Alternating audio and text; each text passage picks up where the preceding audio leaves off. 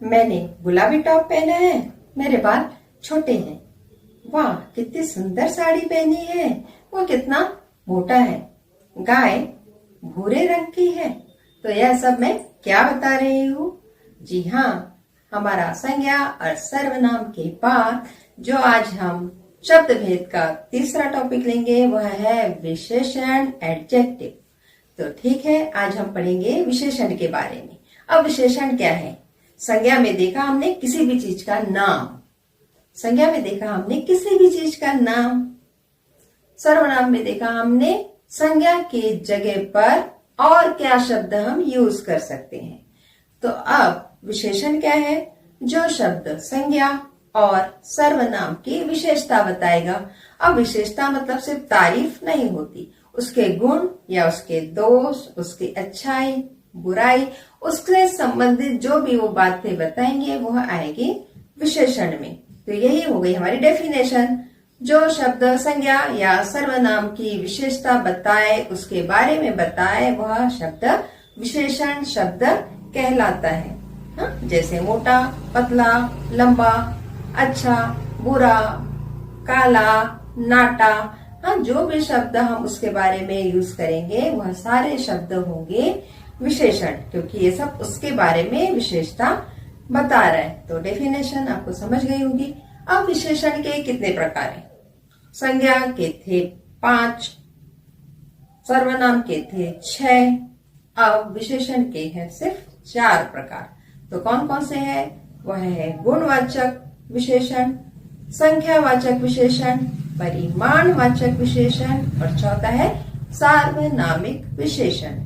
तो चलिए हम सब देखेंगे कि अभी ये चारों प्रकार है क्या और इसे हम कैसे समझें, इसे हम कैसे पहचानें। तो पहला प्रकार है गुणवाचक विशेषण। जब जो शब्द किसी भी संज्ञा या सर्वनाम के गुणों के बारे में, उसके दोषों के बारे में, उसके बारे में कोई भी जानकारी दे, वह शब्द आएंगे गुणवाचक विशेषण में। जैसे मैंने बताया है, मोटा है, पतला है, काला है, सुंदर है, बुद्धिमान है, जो भी हम उसके बारे में बताएंगे वह सारे शब्द आएंगे गुणवाचक विशेषण में। कुछ एग्जाम्पल लेते हैं हम। जैसे जलेबी मीठी है, तो अंडरलाइन अगर है मीठी तो किसकी विशेषता बता रहे हो? जलेबी की। तो हमें बताना है कि गुणवाचक विशेषता जलेबी मीठी है, अचार खट्टा है, राकेश लंबा है, प्रयाग मोटा है। तो उस चीज के बारे में हम कुछ विशेषता बता रहे हैं, उसके बारे में बता रहे हैं, तो वो क्या गुणवाचक विशेषण। अब दूसरा है संख्यावाचक विशेषण। संख्या नाम से ही पता है, नंबर आ रहे हैं उसमें। तो जहां भी हम 1, 2, 3, 4, 100 कोई भी नंबर यूज कर जब वो सेंटेंस में बात करेंगे तो वो होगा संख्यावाचक विशेषण। अब इसमें भी 2 प्रकार आ जाते हैं, एक हो जाता है निश्चित संख्यावाचक, एक हो जाता है अनिश्चित संख्यावाचक। अब जैसे कक्षा में 30 विद्यार्थी है, अंडरलाइन 30, तो अंडरलाइन वर्ड हो गया हमारा 30 संख्यावाचक विशेषण। मैंने 4 केले खाए, मैंने एक निश्चित संख्या बता दी कि मैंने कितने केले खाए, 4 केले खाए। ठीक है, इस तरह जब नंबर के साथ हम बात करते हैं तो फिर वो हो जाता है संख्यावाचक। अब उसी चीज को अगर मैं कहूं कि कुछ लोग दिल्ली गए, हजारों लोग मारे गए, तो ये भी नंबर के साथ आ रहे हैं लेकिन अनिश्चित है। तो इस तरह के जैसे कुछ के साथ में कुछ कह लिया, थोड़े के साथ में कुछ कह लिया, तो यह शब्द हो जाता है। जैसे थोड़ा दूध, थोड़ा पानी या कुछ भी आप कह लो, तो इस तरह के शब्द हो जाते हैं फिर अनिश्चयवाचक में, है ना। तो जैसे कह लीजिए दुगना, तिगना, तो ये भी हो जाता है हमारा संख्यावाचक विशेषण में ही आ जाता है, क्योंकि ये भी संख्या में ही कहलाते हैं। अब परिमाण और संख्या बिल्कुल मिलते जुलते हैं, तो परिमाण और संख्या को कैसे पहचाने? तो संख्या होती है जिसमें नंबर आ जाते हैं, और परिमाण हो जाता है जिस चीज को हम सिर्फ 1, 2, 3 ऐसे गिनतियों में नहीं गिन सकते, तो वो चीजों को हम परिमाण में गिनते हैं। अब देखते हैं परिमाणवाचक। परिमाणवाचक भी संख्यावाचक की तरह ही मिलता जुलता है, लेकिन फर्क क्या है?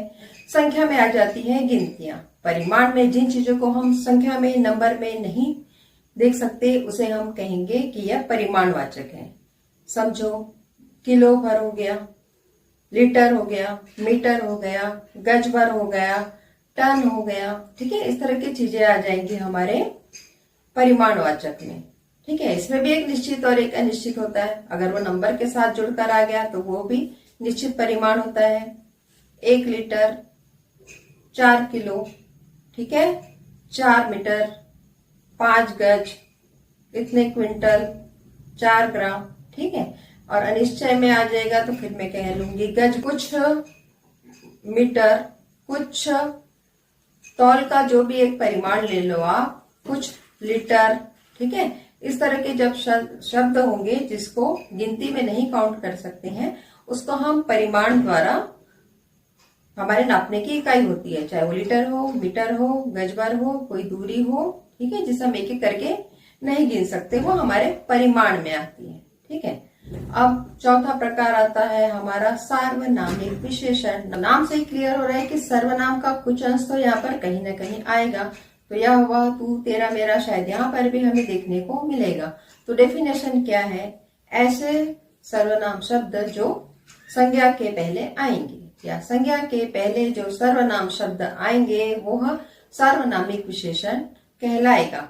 जैसे यह पुस्तक मेरी है, यहाँ पर संज्ञा क्या हो गया? पुस्तक, है ना। तो पुस्तक के पहले आया यह, तो यह हो गया सार्वनामिक विशेषण। तुम प्रीति के भाई हो, तो प्रीति हो गई संज्ञा और तुम हो गया सर्वनाम। तो इसी प्रकार एग्जाम्पल से हमने देखा कि संज्ञा शब्दों के पहले अगर सर्वनाम आते हैं तो वह सार्वनामिक विशेषण कहलाते हैं।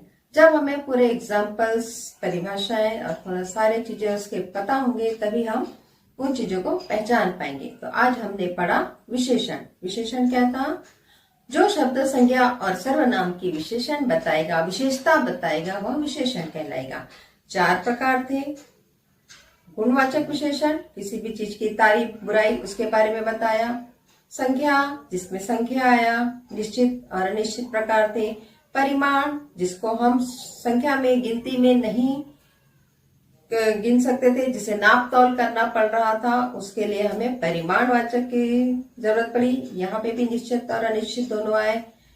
सार्वनामिक, जो संज्ञा शब्द के पहले सर्वनाम शब्द यूज हुआ, वह था सार्वनामिक विशेषण। ठीक है, तो अब हम कुछ क्वेश्चन करते हैं, कुछ सवाल करते हैं और देखते हैं आपको यह चीज लर्न हुई या नहीं। तो चलिए अब हम कुछ एग्जाम्पल द्वारा इसे समझेंगे, थोड़ा रिवाइज करेंगे। चलिए, मैंने कहा कि यह पुस्तक मेरी है, तो चलिए अविनाश आप बताइए यह कौन सा विशेषण होगा?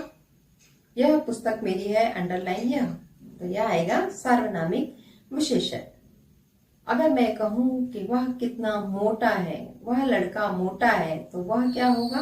गुणवाचक विशेषण। हमने यहाँ उस लड़के की विशेषता बताई कि लड़का कैसा था?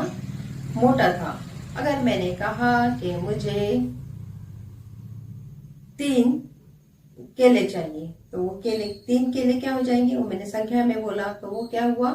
संख्यावाचक विशेषण। अगर मैंने कहा मुझे किलो भर अनाज चाहिए, मुझे लीटर भर दूध चाहिए, तो क्या हुआ?